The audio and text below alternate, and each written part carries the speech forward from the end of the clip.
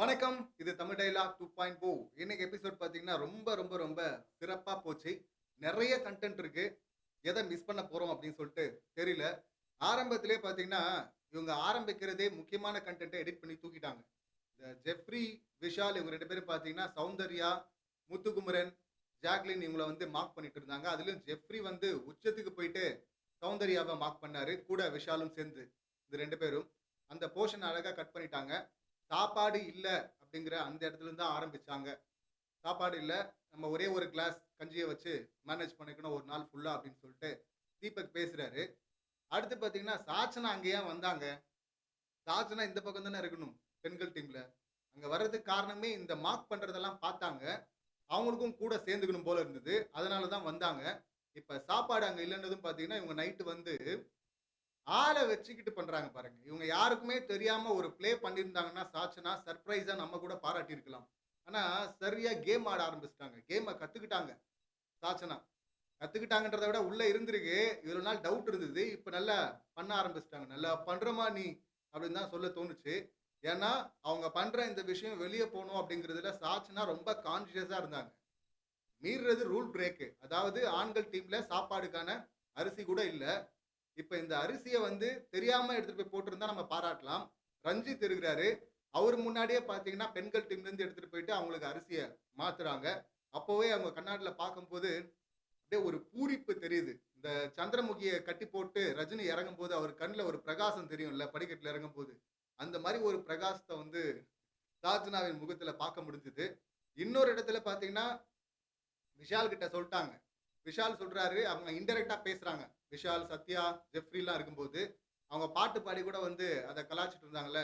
"நீதாம்மா வந்து சாப்பாடு போட்ட. நீ குடுத்த, நாங்க சாப்பிட்டோம். இந்த வாரம் ஒரு மாரி போப்போது. இந்த வாரம் ஒரு மாரி போப்போது" அப்படிங்கிறது எல்லாருக்குமே தெரியும். சாப்பாடு குடுத்தாங்க. இது அன்னை தெரேசா இல்ல. அன்ன தெரேசா. அன்னம் குடுத்திருக்கிறாங்க அப்படின்னு பாராட்ட தான் போறாங்க அப்படின்னு சொல்லிட்டு, அங்கேயும் அவங்ககிட்ட சொல்ட்டாங்களா? அதுக்கப்புறம் பெண்கள் டீம்ல வந்து இன்னொரு இடத்துல சொல்றாங்க, "எல்லாரும் என்ன மன்னிச்சிருங்க. இது என்னோடது மட்டும் கிடையாது. எனக்கு அவங்க சாப்பாடு போட்டாங்க.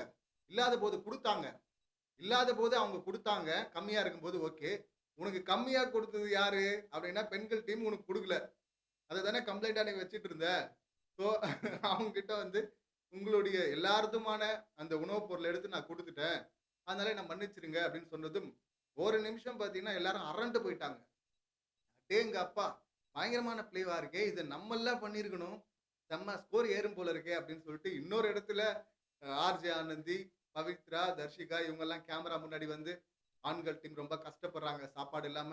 குடுங்க பிக் பாஸ் அப்படின்னு கேட்க, இந்த கன்டென்ட் எல்லாம் இனிமேலு என்னால பார்க்க முடியாதுடா சாமி அப்படின்னு சொல்லிட்டு, பிக் பாஸே பார்த்தீங்கன்னா, அதுக்கப்புறம் சாப்பாடு அனுப்பிட்டாரு. இது நாளைக்கு இஷ்யூவா எடுத்து பேசுவாங்க அப்படின்னு நெனச்சேன். ஏன்னா, சாப்பாட வந்து இவங்க ஊட்டி விட்டாங்க. ஊட்டி விடுறதே தப்பு அப்படின்னாரு பிக் பாஸ். அவங்க டீம்க்கான விஷயங்கள் அவங்களுக்கு வந்துருச்சு. அது டாஸ்க் மூலியமா தான் வருது சாப்பாடு. இதனால தான் சௌந்தர்யாவ முதல்லயே நம்ம வந்து அடி அடின்னு அடிச்சுட்டு இருந்தோம். ஏன்னா, கிராசரி டாஸ்க்ல வந்து "உனக்கு எல்லாம் எடுக்க தெரியுமா?" அப்படின்னு கேட்கறாங்க முதல் 3 வாரத்துல. அப்ப நான் போனேன்னு அடம் பிடிக்கிறாங்க. "எனக்கு தெரியாது. யாராவது தெரிஞ்சவங்கள கூட அனுப்புங்க" அப்படின்றாங்க. தெரிஞ்சவங்கள அனுப்பணும். அதெல்லாம் சுத்தி பார்க்க போற இடமா அது. அங்க போய் கரெக்ட்டா எடுத்துட்டு வந்தா தானே அந்த வாரம் ஃபுல்லா சாப்பாடு.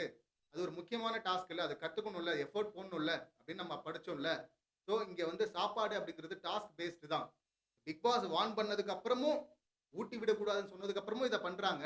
அங்க சொல்றாங்கல்ல டீம் கிட்ட சொல்லும்போது சாச்சனா, பிக் பாஸ் வந்து வார்ன் பண்ணாரு. தெரியும். இருந்தாலும் ஒரு தைரியத்த வர வச்சுக்கிட்டு நான் பண்ணிட்டேன். ஏன்னா எனக்கு சாப்பாடு போட்டாங்க அப்படின்னு சொல்லிட்டு ஒண்ணு பண்ணாங்க.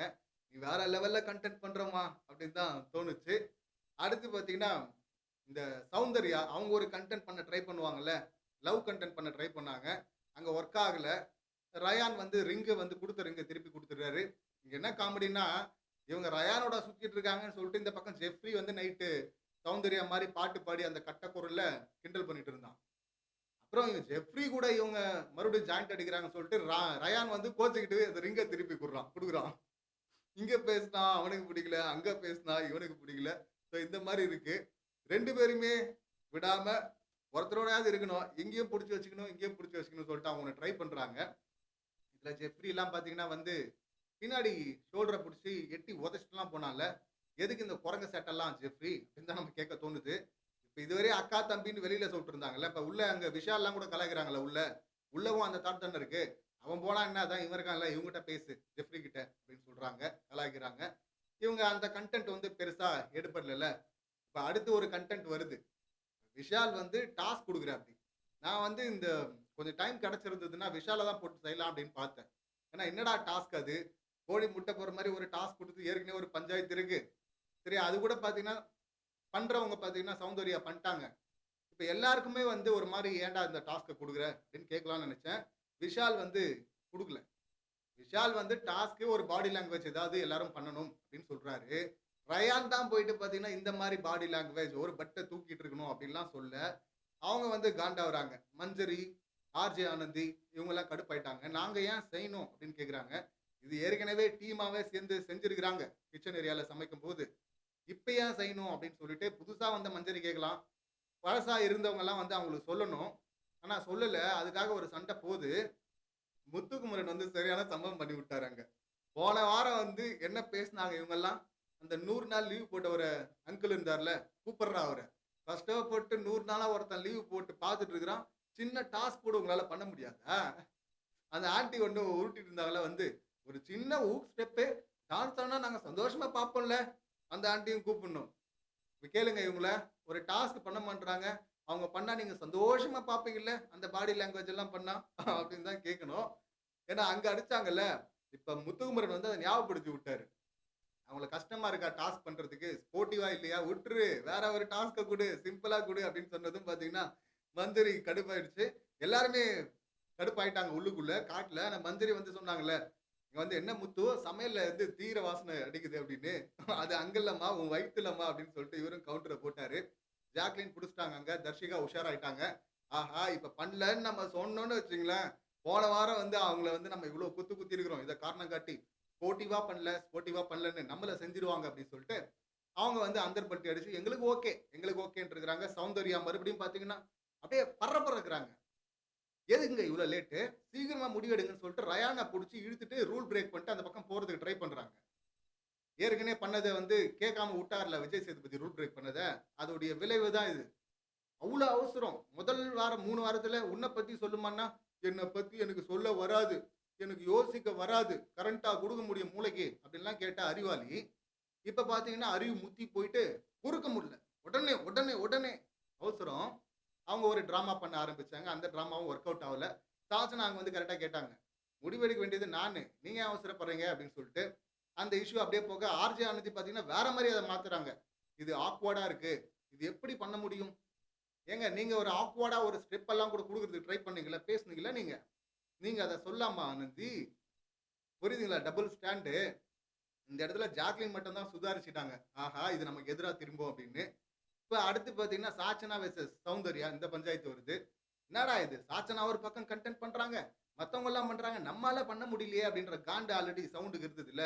ஏற்கனவே சவுண்டு வந்து இந்த விஷயத்துல தான் அடிச்சாரு. ரூல் பிரேக் எல்லாம் வுட்டாரு விஜய் சேதுபதி.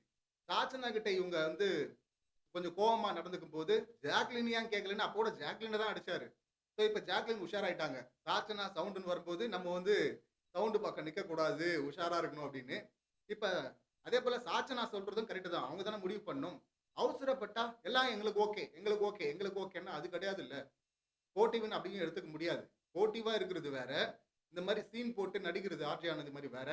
இது 2மே இல்லாம பார்த்தீங்கன்னா, கன்டென்ட்க்கு அப்படின்னு சொல்லிட்டு விழுந்து விழுந்து பண்றது வேற. அதுதான் கன்டென்ட் சைட்ல இவங்க இன்னைக்கு குறும்படம் கூட போட்டு வச்சு செஞ்சு விட்டுருக்கணும் சௌந்தர்யாவ. அவங்க குறும்படத்துல சிக்கியிருக்கிறாங்க. ஆனா எபிசோட்ல அழகா கட் பண்ணி தூக்கிட்டாங்க. ஒரு பக்கம் விஷால் ஜெஃப்ரிய காப்பாத்துறாங்க. இன்னொரு பக்கம் சவுண்டையும் காப்பாத்துறாங்க. இங்க ரயான் பார்த்தீங்கன்னா, சூப்பரா கேட்டார்ல. அம்மா நீ மரியாதைய பத்தி எல்லாம் பேசுறியே. சாச்சனா உனக்கு மரியாதை குடுக்கலன்னு சொல்ற. நீ குடுத்துருக்கியா மரியாதை? என்ன வந்து மரியாதை இல்லாம பார்த்தீங்கன்னா, ரூல் பிரேக் பண்ண சொல்ற. இழுத்துட்டு போற. யாராவது பேசினா, சாச்சனா பேசும்போது காத மூடிக்கிறாங்க இப்டி. இந்த மாரி வேற யாருன்னா பண்ணாங்கன்னா, அப்ப என்ன சொல்லுவாங்க? என்ன ஒதுக்குறாங்க, ஒதுக்குறாங்கன்னு சொல்றவங்களா இத பண்றது? அது வேற, இது வேறவா? ஒரே கேரக்டர் பாருங்க. எவ்ளோ டிஃபரன்ஸ் பாருங்க. அப்ப இது டிராமா தானே முதல்ல பண்ணுது. மக்கள ஏமாத்துனது தானே. இப்பவும் ஏமாத்திட்டு தானே இருக்கிற. அப்புறம் எப்படி மக்கள் சப்போர்ட் பண்ணுவாங்க?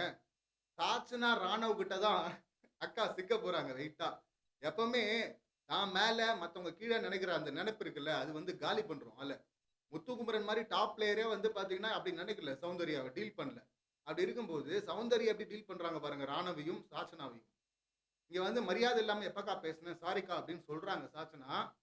எப்ப பேசுனேன்னு தெரியாது. ஆனா நீ பேசுன. ஏன் அப்ப பேசுனாங்கல்ல, அப்ப கேட்க வேண்டியது தானே? அப்ப ஏன் எங்க போச்சு அந்த வாயெல்லாம்? உருட்டு. எல்லாமே உருட்டு. மரியாதை குடுக்கலன்னு சொல்லிட்டு அத வச்சு ஒரு கன்டென்ட் பண்ண பார்த்தாங்க. சாச்சனா பயங்கர தெளிவாயிட்டாங்க. அதுக்கப்புறமா வந்து சாரி கேட்டது கூட பார்த்தீங்கன்னா, விஜேஎஸ் வருவாரு, என்ன கேட்பாரு அப்படின்னு சொல்லிட்டு புடிச்சுட்டாங்க. ஸோ எப்படி கவர் பண்ணணும், எப்படி கேம் ஆடணும் எல்லாம் தெரிஞ்சு போச்சு. ஏற்கனவே ஒரு வீடியோ கூட போட்டிருந்தேன்ல. முத்துக்குமரன் கிட்ட கொஞ்சம் கேட்டு தெரிஞ்சுக்கிட்டாங்க. விஷால் கிட்ட கொஞ்சம் கேட்டு தெரிஞ்சுக்கிட்டாங்க. இப்ப உஷாராயிட்டாங்க. ஆளையும் ஃபிக்ஸ் பண்ணிட்டாங்க. சௌந்தர்யா தான் அப்படின்னு. இனி அடிச்சு கன்டென்ட் லெவல்ல சௌந்தர்யாவுக்கும் மேல போறதுக்கும் வாய்ப்பு இருக்கு. சாச்சனா இருந்தாங்கன்னா, எவிக்ட் ஆகாம இருந்தா ஆக மாட்டாங்கன்னு நெனைக்கிறேன். ஏன்னா ஆக வேண்டிய ஆள்லாம் இருக்கிறாங்கல்ல. ஸோ அதனால வேற லெவல்ல போறதுக்கு வாய்ப்பு இருக்கு. அடுத்து இந்த நாமினேஷன் ஃப்ரீ பாஸ்க்கான டாஸ்க்கு 2வது டாஸ்க்கு அதுல வந்து தீபக் வந்து சொல்லிக் குடுக்கறதுக்கு நடுவரா போயிருக்காரு. சொல்லக்கூடாது. ட்ரை பண்றாரு. பிக் பாஸே அங்க கண்டிச்சுட்டாரு. அது வந்து பாத்தீங்கன்னா, குறும்படம், குறும்படம் அப்படின்னு சொல்லிட்டு இவங்க சௌந்தர்யா ஆர்மிலாம் எடுத்து பரப்பிட்டு இருந்தாங்க. தீபக்குக்கு எதிரா. ஆனா இவங்க பண்ண குறும்படம் பேசுவோம். அடுத்த வீடியோல பேசுவோம். ஏன்னா, சாச்சனா சொல்லாத விஷயத்த இவங்க வந்து அவ வந்து இதுல என்ன சொல்ல பேர சொல்லி கூப்பிடாத. அக்கான்னு கூப்பிடு. பேர கூப்பிடுறது தானம்மா பேர் வச்சது. அதுவும் பிக் பாஸ் வீட்ல இவங்க பண்ற அலப்பறைலாம் என்ன? அவ்வளோ குளோஸா பழகலாம், இருக்கலாம், எல்லாம் பண்ணலாம். எல்லாத்துலயுமே பார்த்தீங்கன்னா, அவ்வளோ முற்போக்கா இருக்கிற அக்கா பார்த்தீங்கன்னா, பிஆர் அக்கா, பேர சொல்லி கூப்பிடக்கூடாது அப்படின்றாங்க. இதுல மட்டும் அந்த முற்போக்கு சிந்தனை எங்க போச்சு? மற்ற எல்லாத்துலயும் குளோஸா பழகுறதுல அந்த முற்போக்கு சிந்தனை இருக்கா உங்களுக்கு? அப்ப அதுவும் டுபாகூர் தானே? அதுவும் கன்டென்ட்க்காக பண்றது தானே? தெரிஞ்சு போச்சு. இதானே ஒரிஜினல் அப்ப? அக்கான்னு தான் கூப்பிடுவான். பேரையே சொல்லக்கூடாதாம். விஜய் சேதுபதி இதையாவது கேட்கணும் அப்படின்னு தான் நமக்கு தோணுது. இது சாச்சனாக ஒரு பக்கம் பாசிட்டிவா வந்தாலும், சவுண்டு தான் இங்க புழக்கப்பட வேண்டிய ஆள் அப்படின்னு தான் சொல்லணும். அடுத்து அந்த டாஸ்க்ல தோத்துட்டு ஆனந்திலாம் பார்த்தீங்கன்னா, நான் நல்லா விளையாடினேன். அத கூட கட் பண்ணி தூக்கிட்டாங்க. நம்ம நல்லா விளையாடினோம். ஆனா நம்ம தோத்துட்டோம் அப்படின்ட்டு இருந்தாங்க. இந்த 3வது டாஸ்க்ல எல்லாம் பவித்ரா மறுபடியும் அழுததெல்லாம் ஐய்யய்யோ! இதுக்கு முன்னாடி நடுவுல கூட என்ன கேட்கல ஒப்பீனியன் அப்படின்றாங்க. உன்ன வந்து தனித்தனியா கேட்பாங்களா? என்ன கல்யாணத்துக்காக கூப்பிட்டுட்டு இருக்காங்க. நீயும் ஒரு கண்டஸ்டன்ட் தானே. நீ ஒப்பீனியன குடுக்கணும்ல. ரொம்ப எரிச்சலா இருந்தது அதெல்லாம் பார்க்கறதுக்கு. அப்புறம் அதுக்கு ஒரு அழுகை. யாராவது ஒருத்தர் ஏதாவது ஒரு நாள், எல்லா நாளும் யாராவது ஒருத்தர் எடுத்துக்கிறாங்க அந்த வேடத்த. அழணும், அழணும், அழணும் அப்படின்னு. என்னடா கண்டஸ்டன்ட்ட செலக்ட் பண்ணுங்க அப்படின்னு கடுப்பா இருக்குங்க இந்த சீசன்ல. எல்லா நாளுமா அழுதுட்டு இருப்பாங்க. அது ஒரு பக்கம். இன்னொரு பக்கம் மஞ்சரி சூப்பரா பண்ணாங்க. அந்த கேப்ல இருந்து அருணுடைய அங்கில இருந்து அந்த 5 ஸ்ட்ரைப் வச்சிருக்காங்கல்ல, அத புடுங்குனா பவர் போச்சு. அத அழகா ட்ரை பண்ணி கரெக்ட்டான பிளேஸ்ல எடுத்துட்டு வந்து கரெக்ட்டான காரணத்த சொன்னாங்க. நான் வந்து போட சொன்னேன். போட சொல்றது ரூலு. ரூல ஃபாலோ பண்ணலன்னு கேப்டனுக்கு சொன்னா, அவர் வந்து கேட்கல. நக்கலா மறுத்துட்டாரு அப்படின்னு. புடுங்குனது கரெக்ட்டு. இவரு புடுங்குனா உடனே ஆர்ஜே ஆனந்தி, நான் ஒரு கன்டென்ட் பண்றேன் அப்படின்னு வருவாங்கல்ல. அவங்க பண்ணது கன்டென்ட். இதுக்கு நடுவுல அங்கேயும் ஒரு கன்டென்ட் ட்ரை பண்றாங்க. சவுண்டுக்கு இன்னைக்கு வந்து வொர்ஸ்ட் டே அப்படின்னு சொல்லலாம். ஏன்னா போற இடத்துல எல்லாமே அடி உழுது. சாச்சனா கிட்ட அடி, இந்த பக்கம் லவ் கன்டென்ட் பண்ண போலான்னா ரயான் கிட்ட அடி. அதுக்கப்புறம் மரியாதை குடுக்கல ஒரு கன்டென்ட் போனா, அங்கேயும் ரயான் அடிக்கிறான். இந்த மாரி அந்த ஸ்ட்ரைப்ப புடுங்கலாம் அப்படின்னு சொல்லிட்டு அங்க கன்டென்ட் பண்ண போனா டீமே ஒத்துக்க மாட்டேங்குது. நீ சொல்ற காரணம்லாம் ஏத்துக்கிற மாரி கிடையாது அப்படின்ட்டாங்க. எவ்ளோ எதிர்ப்பு எனக்கு. எதிர்ப்பு. இங்க வந்து முட்டாள்தனமா, தற்குறித்தனமா ஏதாவது உளறுவாங்க. அதெல்லாம் ஏத்துப்பாங்களா என்ன மத்தவங்கலாம்? ஸோ அங்கேயும் அடி. சரியான அடி. இன்னைக்கு பொலகடி அடிச்சுட்டாங்க. அப்புறம் 3வது டாஸ்க்ல பவித்ரா அழுததெல்லாம் ஒரே இரிட்டேட்டா இருந்தது. ரியா போயிட்டு அந்த பாட்டில ஃபிளிப் பண்றதுக்கு அவ்ளோ நேரம். கொஞ்சம் கவனிக்கணும். பதட்டம். இதுல இந்த சிவகுமார் இருக்கார்ல ஆண்கள் டீம்ல. பயங்கர பதட்டங்க. ஏற்கனவே அந்த பேலன்ஸ் டாஸ்க்ல அவரால தான் போச்சு. அதுல கட கட கடன்னு லாரி மாரி ஆட்டிட்டு இருந்தார்ல. பழைய லாரி மாரி. இப்பயும் பார்த்தீங்கன்னா, அந்த பாட்டில போடல. லோடா அனுப்பணும் போல இருக்கு இவங்களுக்கு. அந்த ஜூஸ வந்து குடிங்க கசப்பு ஜூஸ.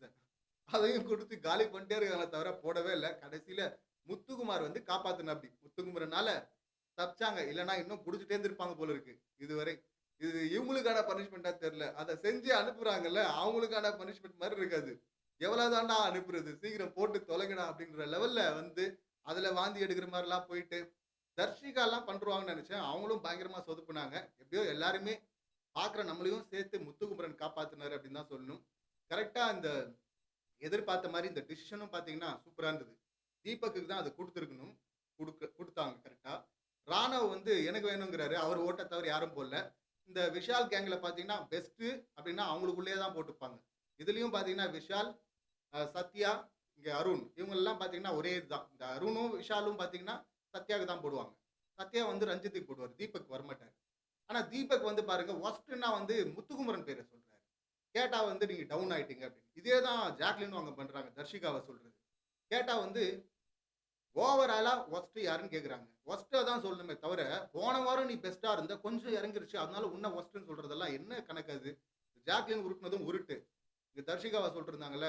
அப்படி பார்த்தா 2 முறை போய் தேம்பி தேம்பி அழுதது ஜாக்லின். அவங்கள தானே ஒஸ்ட்டுன்னு குடுக்கணும். தர்ஷிகா. தர்ஷிகா சூப்பரா சொன்னாங்க. உன்ன விட நான் பெஸ்ட்டா தான் பண்ணியிருக்கிறேன் அப்படின்னு. இந்த சுத்தி விடுறது இருக்குல்ல, இந்த டீமா சேர்ந்து தீபக்க அடிச்சா, தீபக் போய் முத்துக்குமரன் அடிக்கிறாரு. முத்துக்குமரன் எப்பவுமே தீபக்குக்கு நல்லது தான் பண்ணிட்டு இருக்காரு. இந்த முறை போன வாரமும் வந்து தீபக் போணும் அப்படின்னாரு. போன வாரம் எல்லாரும் இந்த கும்பல் சேர்ந்து இந்த பக்கம் போட்டாங்க. வந்த ஜாக்லின் தானே சுத்தி விட்டாங்க. ரஞ்சித்துக்கு போணும் அப்படின்னு சொல்லிட்டு. அத பெருமையா வேற அங்க சொல்லிட்டு இருந்தாங்கல்ல, நான் தான் சுத்தி விட்டேன் அப்படின்னு. இந்த முறை அன்ஷிதா அப்படியெல்லாம் ப்ளே பண்ணாம தீபக்கு குடுக்கலாம் அப்படின்னு சொன்னாங்க. ஸோ கரெக்ட்டான ஆளுக்கு தான் நாமினேஷன் ஃப்ரீ பாஸ் போச்சு அப்படின்னு தான் நான் பார்க்குறேன். பெஸ்ட்ல பார்த்தீங்கன்னா விஷால் அப்படிங்கிற அது டீம் இருக்கு. அத முத்துக்குமரனே ஆரம்பிச்சாரு. அது இல்லாம டீம் பார்த்தீங்கன்னா அவங்கள தான் சொல்லுவாங்க. இதுல பெஸ்ட்டுக்கு வந்து ஜெஃப்ரியும் ராணவ விட்டுருவோம். அது புதுசா வந்துக்கிற ஒரு டம்மி பீஸ் மாரி இருக்காரு. ஜெஃப்ரி வந்து சிவகுமார்ன்றான் பாருங்க. அதுதாங்க ஏத்துக்கவே முடியல. அதே போல அங்க பார்த்தீங்கன்னா ரியா பேர் வருது. என்ன ரியா பேர் ஏன்டா வருதுன்னு பார்த்தா, கடைசியா வர்ற சாச்சனா கூட மஞ்சரி குடுக்காம ரியா பேர சொல்றாங்க. இந்த 2 பேருடைய ப்ளே பார்த்தீங்கன்னா, இன்னும் இந்த மாரியான விஷயத்துல பார்த்தீங்கன்னா, ரொம்ப வொர்ஸ்ட்டா தான் இருந்தது. கடைசில மஞ்சரிக்கு போனது தான் பெஸ்ட்டு கரெக்ட். ஸோ கரெக்ட்டா குடுத்தாங்க. வொர்ஸ்ட்ல பார்த்தீங்கன்னா, இந்த பக்கம் ராணவ், வர்ஷினி முதல் ஆள் சொல்லும்போதே முடிவு பண்ணிட்டாங்க. எப்படியும் என்ன தான் எல்லாருமே குத்த போறீங்க அப்படின்னு சொல்லிட்டு. ஸோ 2 பேருக்கு குடுத்த அந்த பனிஷ்மென்ட்டும் பார்க்கும்போது நல்லா தான் இருந்தது. ஓவராலா பார்க்கும்போது எல்லாருமே கன்டென்ட் ட்ரை பண்ணும்போது, சரியான ஆள் யார் கரெக்ட்டா பண்ணாங்களோ, அவங்க ஃபோக்கஸ்ல வராங்கல்ல, அதுவும் நல்லா தான் இருந்தது. கன்டென்ட் ட்ரை பண்ணீங்கன்னா, ஆர்கானிக்கா இருக்கணும். ட்ரை எல்லாம் பண்ணீங்கன்னா, அப்பட்டமா தெரிஞ்சிரும். அவங்க முகத்திரை தான் கிழியும். அந்த மாரி ட்ரை பண்ண ஆனந்தி, அப்புறம் ஜாக்லின் இன்னைக்கு ஓவரா பண்ணல. இந்த சவுண்டு இவங்களின் முகத்திரை தான் கிழிஞ்சது. சிறப்பா இருந்தது.